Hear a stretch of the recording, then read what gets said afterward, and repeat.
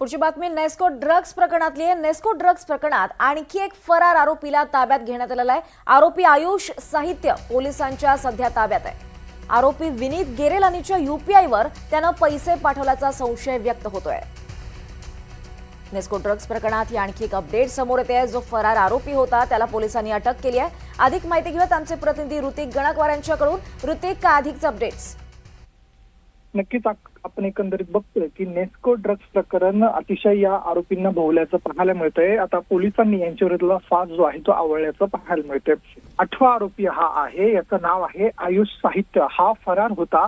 घडल्या दिवशी म्हणजे ज्यावेळेस ड्रग्ज पार्टी ही झाली होती त्या दिवशी हा तिथे हजर होता आणि याच्या मोबाईल फोनवरती जे इतर आरोपी आहेत यामध्ये विनीत गेलरानी याच्या यूपीआय आयडी वरून याला ट्रान्झॅक्शन झालेलं होतं आणि ते ट्रान्झॅक्शन देखील मोठ्या प्रमाणात झालेलं होतं।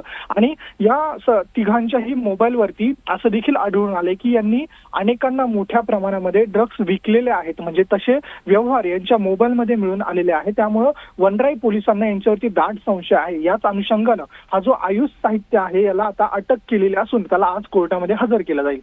निश्चितच ऋतिक, धन्यवाद या सविस्तर अपडेटसाठी।